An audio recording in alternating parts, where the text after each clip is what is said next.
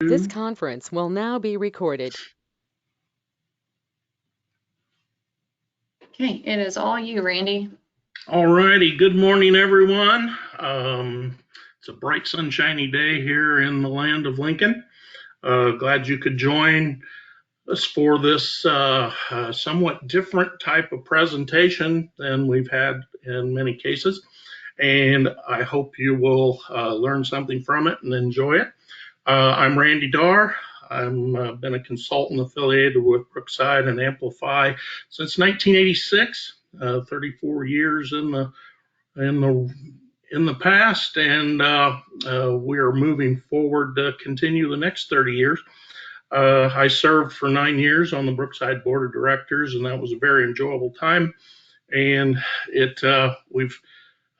we did a lot of really neat things back when I served on the board, and we continue.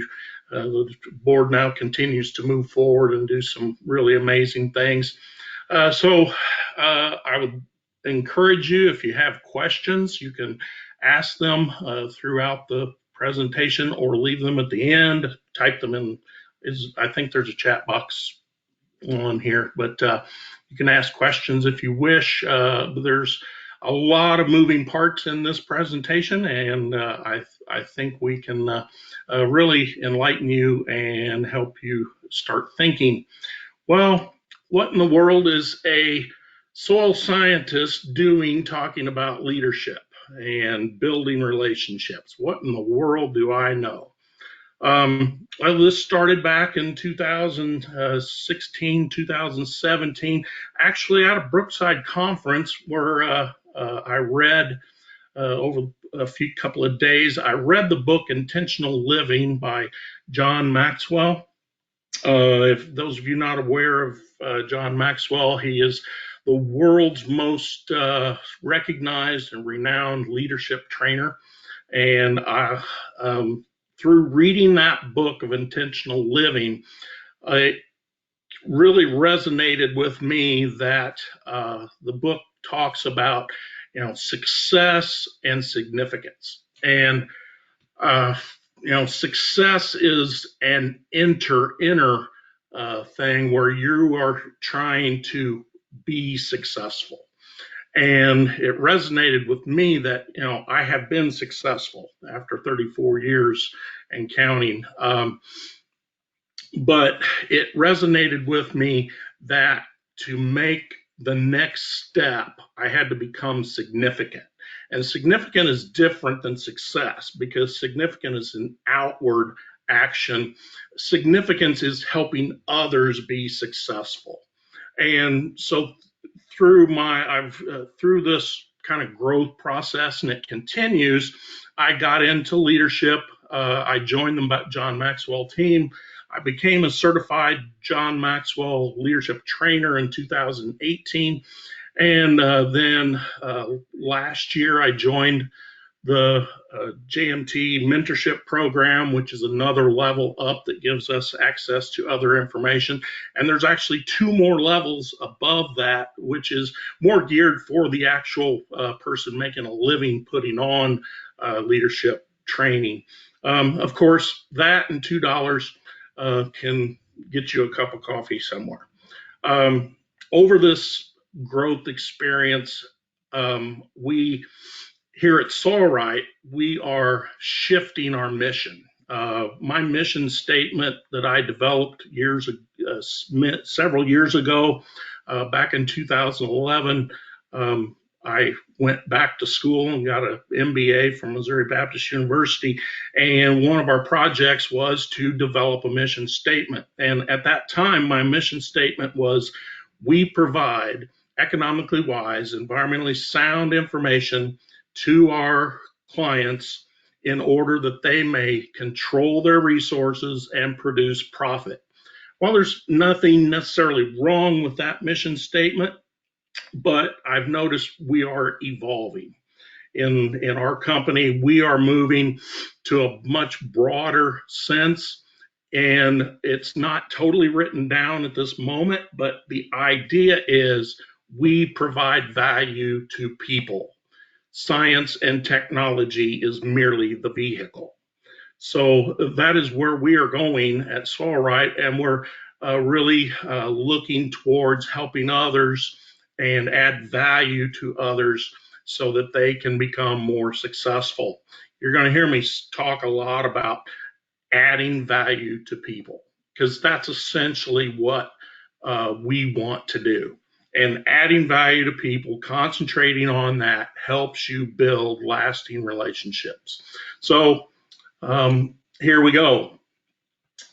Leadership is influence. It's nothing more, nothing less. This is probably one of the most remembered quotes by John Maxwell that it's all about influence. You have influence over others, or you have influence everywhere you are, but you don't have that same influence with everyone. You have a different type of influence with family, friends, acquaintances. You know, my wife has a dog. I have no influence over that dog. She has me take him out to go to the bathroom once in a while, but beyond that, I have very little control over that dog. She has influence over that dog. So we want to do things to help make greater connection, which helps us to have greater influence potential. So how does that start? Well, we have, at least I have been guilty of this.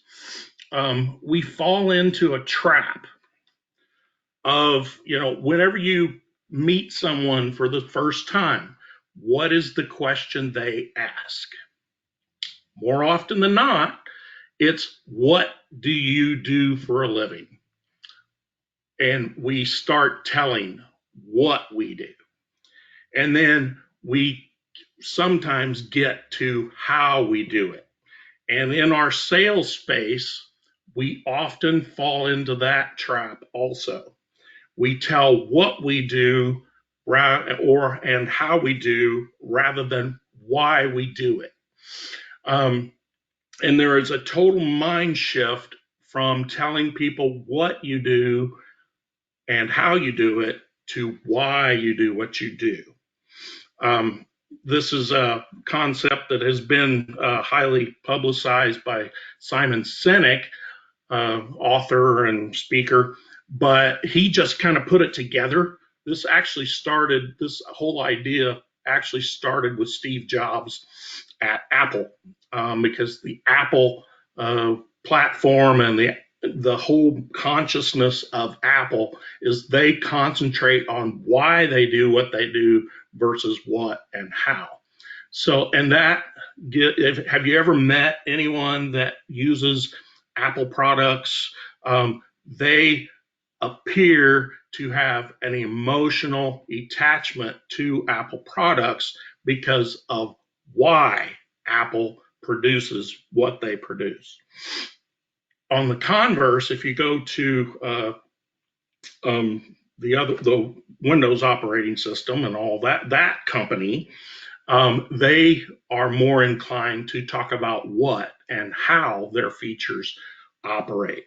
Well, when you have that why, when people start understanding why, they have an emotional attachment to you. And when you tell potential customers or emphasize why you do what you do, your client or this person that becomes a client gets an emotional attachment to you. I know I have an emotional attachment with every one of my clients. Not all of them are the same, but all of them have a certain amount of emotional attachment. If you do not have that emotional attachment, you are merely a line item on their budget. If there is no emotional attachment to you, you can be discarded very easily. But there is one step before that. I think this is an excellent graphic, but they missed one thing prior to understanding your why, and that is who. before you understand why you exist, you need to understand who you are. And that requires awareness.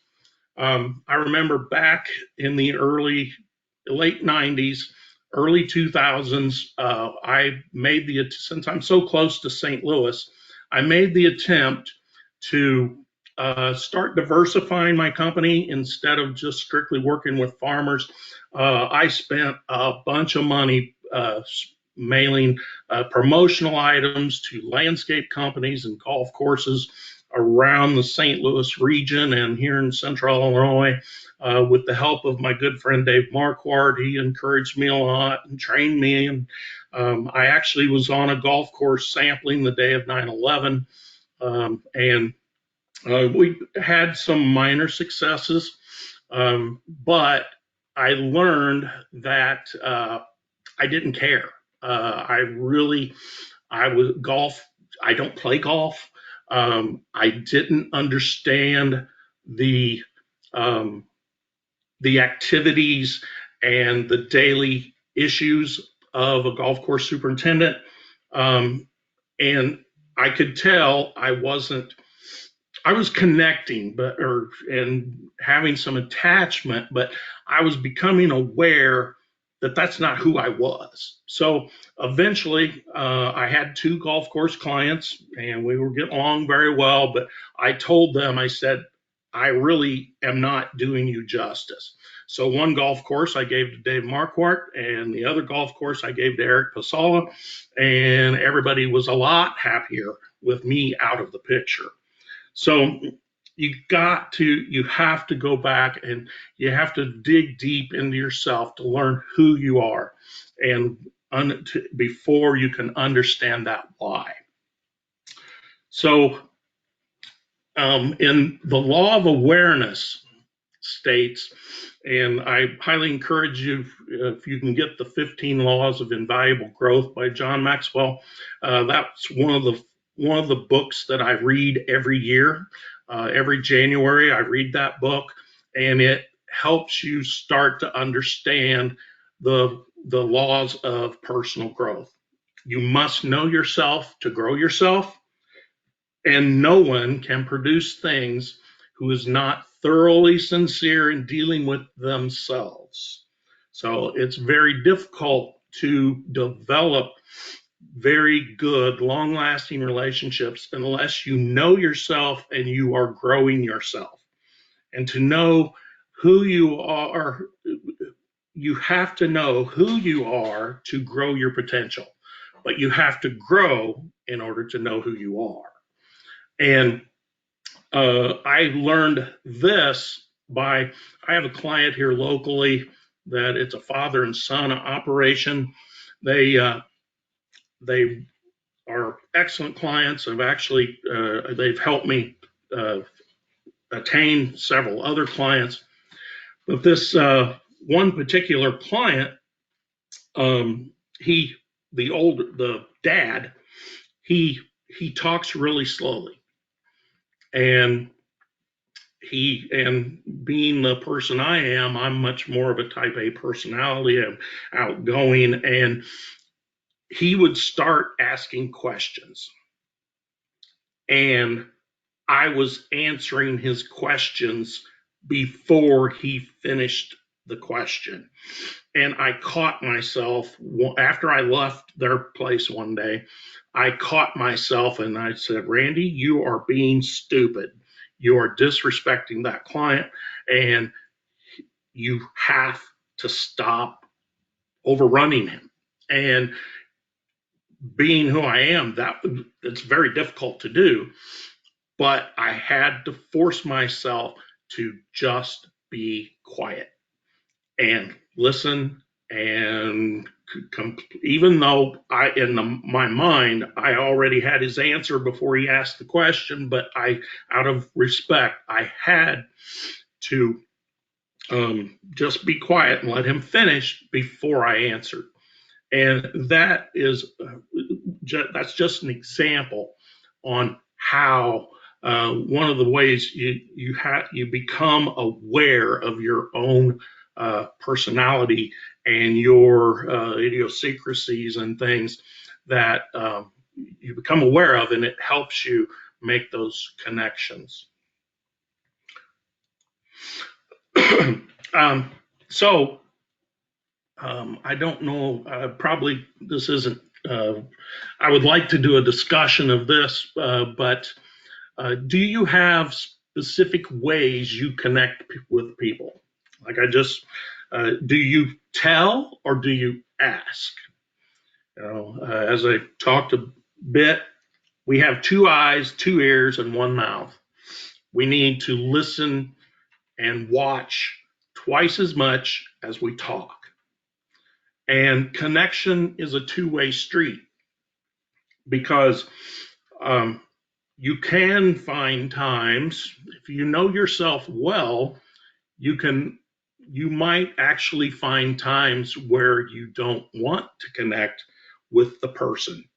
That sounds like very taboo area to venture into, but it can be helpful that you understand who you can work for and who you can't.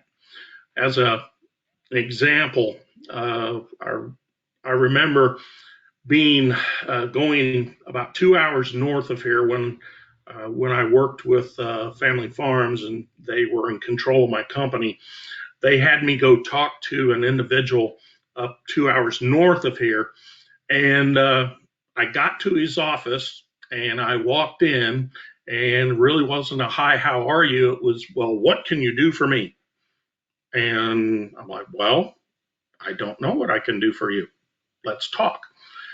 Come to find out, he was a decorated war hero from Vietnam. He was served as an officer, very respectful, I very respected him a lot because of that. He had a very successful farm, but he was just, I could tell we weren't going to connect. And I pretty much left the meeting, and I don't know if anybody on the staff at Family Farms called him, but I called my salesman and I said, he's an all right guy, but I'm not going back. He was having the life that he lived. He was very demanding, very very exact, and I just didn't want to go there at this point in my career. I always look at trying my best to take the path of least resistance. That's why we are growing a lot in other states, because we are we are resonating in other areas with the soil health test and those things. So I like taking the path of least resistance, and some people you just can't connect with.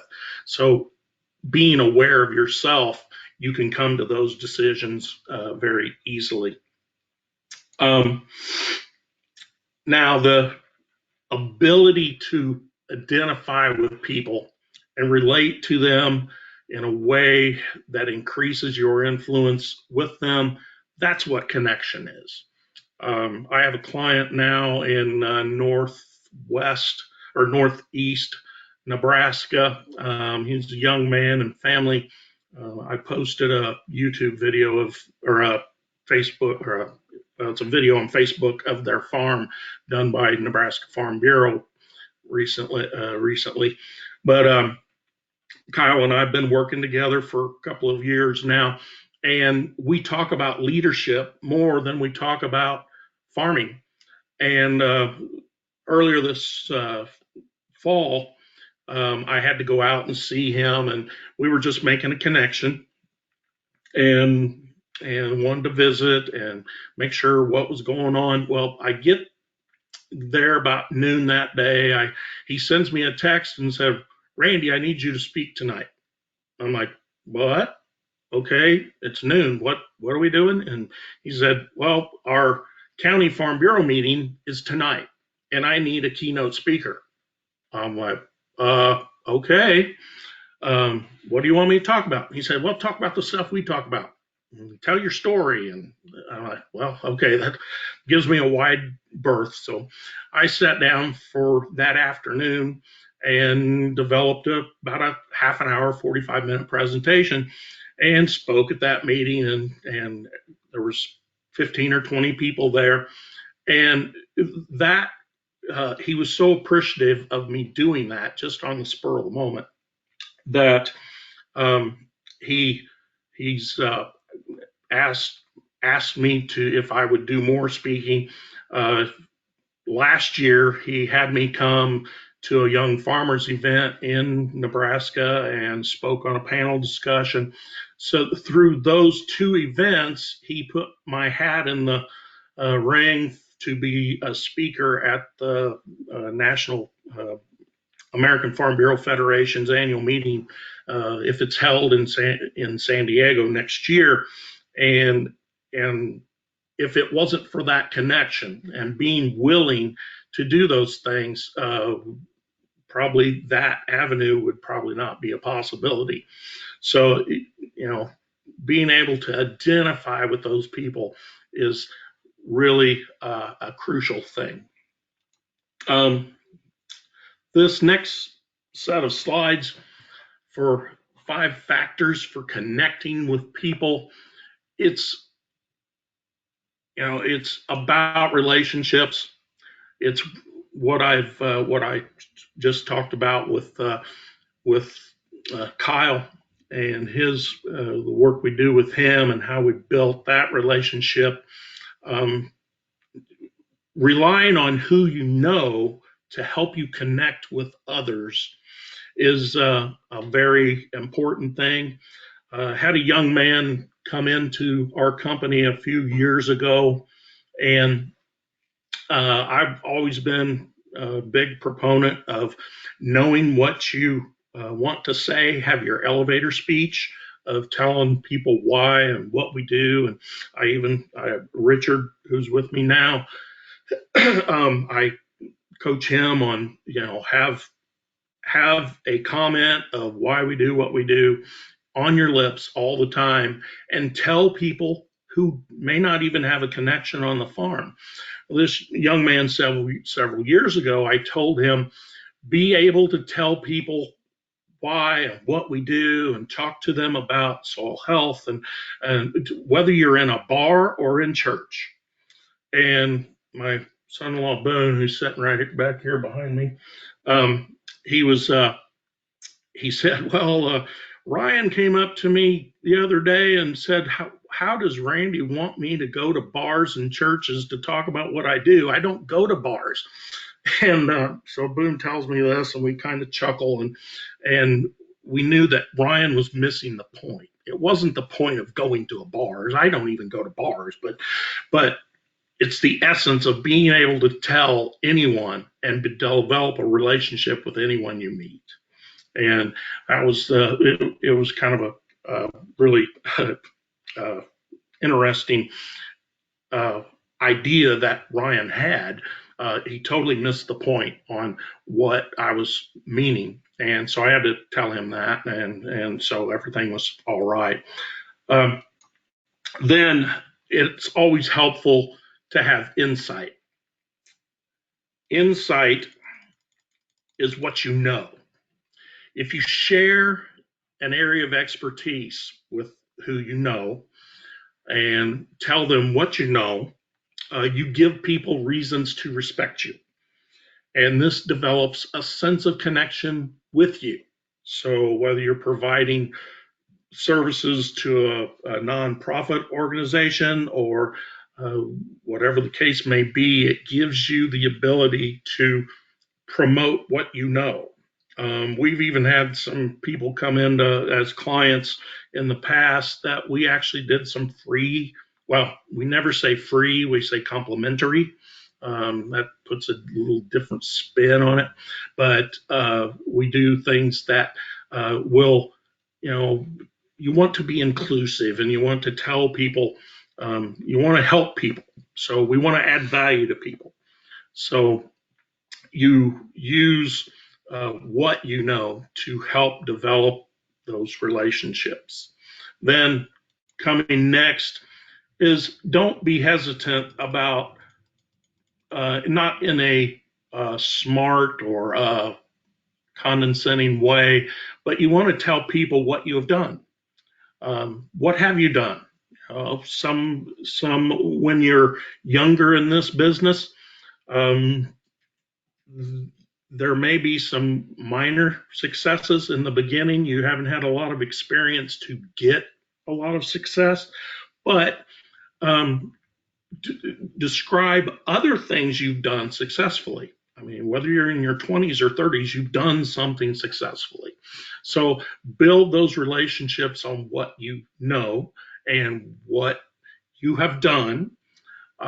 And then um, they will, from that, they will seek your advice and they will want to connect with you. And then the next one is ability. Um, Not as much what you have done, but what you can do. You have abilities that not everyone else has.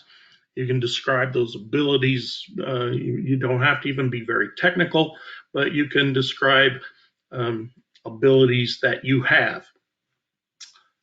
Uh, um,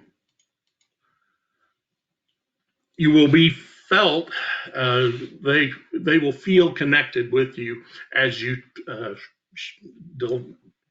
tell them, give them your abilities. Now, one of the examples I've been given is think about Michael Jordan. He made more money in endorsements and the selling of products than he ever made in basketball. He didn't have much knowledge, um, but why did he get these endorsements? Because he knew how to play basketball. So if it was just as simple as that, that people wanted to connect with him because he had the ability to play basketball. And finally, there's sacrifices. How have you lived? What do you do in your life? If you've made sacrifices, suffered any tragedies, overcome pain of some sort, people will relate to that. And I talk about a lot in some of the presentations I've made, such as the one in Nebraska. I was talking to Farm Bureau.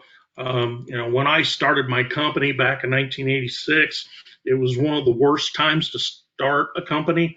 Interest rates were 20 something percent and farmers going broke left and right. Our own particular farm filed for bankruptcy there in the late 80s. It was just a horrible time. We were able to save our farm, but many weren't able to. So I relate that story to people, and that resonates with them. And learning about the struggles and whatever struggles you have, people will connect with that. Um, so those are, you might want to write them down, the 5 factors for connecting. Now, let's move on. Here's the keys to connecting. One of the most important things you can do is listen. When you listen, you receive understanding. You got to go where they are. You have to understand, in the sales space, we need to understand the person we are talking to. They don't necessarily need to understand us on the onset, but through listening to them, we attain information, we receive understanding, we're going where they are, we get in the dirt with their struggles, we ask questions to complete our understanding, and then we think about it. Now, we contemplate what we have learned in order to develop an action plan that we can increase our influence and add value to them. So this is the pattern I use: is listening, learning, thinking, and action. And if you use that system in your sales approach, it will benefit you greatly. And like I said, you talk half as you listen twice as much as you talk, and you watch twice as much as you talk. And through this pattern, you can begin to connect with people much more easily. Okay. Moving to this, we're 30 minutes. You We always need to find common ground. To ignore this when trying to connect is to miss the whole point of connecting to begin with. Connectors understand this and they know they have to connect with people on common ground. So you have to discover that common ground. But if you don't want to dig too deep, if you talk about your beliefs and your values, you want to make sure it kind of cohesively goes with their beliefs and values, because they probably won't be interested in connecting with you unless your beliefs and your values at least connect on some level. You don't want to you don't want to try to connect and your beliefs and values are polar opposites. You don't want to go there, because you will violate their beliefs. And not only do you not get a good feeling, you could actually get a bad feeling, and they won't like it either. No one wants to be told what they believe is wrong. If you challenge someone's beliefs directly, you're going to get their back up, and they're going to be very hesitant in connecting with you. I have a new client, and we're going to see where it goes. I just talked to him before getting on this call that he's a big believer in grid sampling, and I'm attempted to uh, ease those concerns of why we don't grid sample. I tried to explain it to him in a very cohesive way, but he's still reluctant. He's given me some rope, and we are moving forward, but he started asking questions about grid sampling and the success he has seen from it. And I just kind of directed him into another direction for the time being. I want to let him see that everything's going to be okay. So we have connected on common ground from the point of his farm, but we are still in a little bit of a quandary as to this issue, and it remains to be seen how that will end, or how it will be a new beginning for him, and we'll see if his belief system changes. So connectors find common ground. I am constantly searching for multiple ways to connect with clients. However, you can't be just like them. If they see that you are just like them, then they are going to get the idea they don't need you. If they cuss, you can't cuss, just to be simple. But in that space, you you don't want to portray, I've done that and I've done this, and we are, we have a lot of similarities, and you don't want to be so similar that you're the same. And if they think that you are the same, they will get the idea that they don't need you. And so connectors also make difficult work, or do the difficult work of keeping things simple. One of my colleagues that you all know, Pete Maybach, he has become the master of keeping things simple. My first education in this organization was primarily Bob Bailey, but also Mark Flock was a master of making things simple. He and I, Mark and I, back in 2001, we went to Great Britain together for a week, and we put on some meetings for a couple of guys that were uh, trying to start in the consulting business, and he would we had a little bit of a different issue there. Here in the U.S. we have fertilizer dealers. Over in Great Britain they have lime dealers. So in our discussions, they always talk about pH and all the issues with pH. And so we were trying to get them to shift gears and talk about calcium. We all know that there is a difference. And, we were getting a lot of friction of talking about that, and the people didn't know that there was a difference. And Mark was able, I did some of the talking about why and how and what we do and all that. I was from the consultant's perspective, but Mark was talking about from the whole, kind of, we were talking about soil health before it was a term.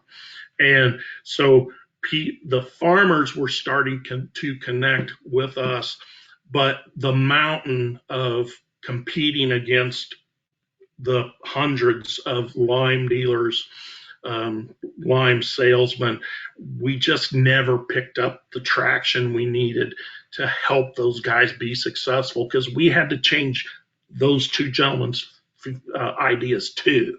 And so it was it was an uphill battle, to say the least. But being able to make people understand things in a simple way is a very valuable tool to help you connect with others. Connectors inspire people. Dr. Luke is one of the best inspirers I have met. You want to be the what if guy. When you inspire people, you may know the answer, but you want your client to discover the answer on their own. So be the what if guy. Go into the system of asking questions to get them to discover the answer on their own. They will eventually have a eye-opening moment, and you will connect with them forever because you helped them learn. You did not just tell them. And connectors live what they communicate. You can't be a phony. Do what you say you will do and stick with that. That was one of the problems when I was employed with the other organization for 4 years. They don't live what they communicate. They say they're going to do stuff, and they end up many times not. They reschedule things. They put things off and just don't get things done. Well, you have to get things done. You can't be phony. You do what you say you will do, and that will help you connect with others in a very vital way. So I'm coming to the end. Our conclusions, when you're trying to connect with people, concentrate your effort on understanding. Go where they are. Understand their problems. Get involved. Stay above the weeds, but have empathy. We didn't even touch on empathy. There's a whole presentation on that alone. But in this stay above the weeds, that's where you don't want to be just like them, but you want to have empathy and you want to have answers. You want to be able to ask questions so they discover the answers on their own. And of course, the old saying, they don't care about you until they know you care about them. And so when they see that caring, they will connect with you. And when they see you adding value to them, they will want to connect with you. So with that, um, little little minor advertisement. We do provide these services through my other company, Raney Day Solutions, through partnering with my newest best friend, Kylen Hunt. He's in Omaha, Nebraska. We can design specific leadership training programs for your consulting company, whether you are an individual or a group. I'll just put that out there. Have also another, it's a major announcement that came yesterday that in the John Maxwell team, we are looking to start, it's called the Grow Yourself Initiative, or the, Grow Yourself Initiative. And we will be presenting a program. It's a free of charge program, probably done over over this medium, that we will help you grow as an individual. I will be requesting for about 8 people to be in that group, and that will be in late January of next year. So with that, if there's any questions, I will entertain any questions you might have. Other than that, Lauren, I'll give it back to you. Thanks, Randy. Does anybody have any questions for Randy this morning? Yeah, I have a question, Randy. How you talked about like listening and getting to know your customer. After you've gotten to know your customer, how do you get your customer then to want to also get to know you, and like the operation and kind of the background upon that? Say that again. You talked about how you want to listen to your customers so you get to know them and their operations, but then how do you get your customer to then also basically do the same back to you so they get to know you and develop that relationship as well? Yeah. Well, I think as you provide your energy in getting to know them, they will just inherently gravitate towards you, wanting to get to know you. I've just like in a dating experience, when 2 people come together, I mean, there is a little bit of a two-way street there, but if you find a person that you want to spend time with, you want to get to know them. And the more ambition and focus you put in on getting to know them, it seems to me to work. It will eventually switch to where, hey, they're really wanting to get to know me. I want to get to know them. So it kind of happens slowly, potentially. But the more you get to know them, I've found the more they will want to get to know you. Is that a good answer, or does that sound like a cop-out? No, that was a good answer. Mm-hmm. Mm-hmm.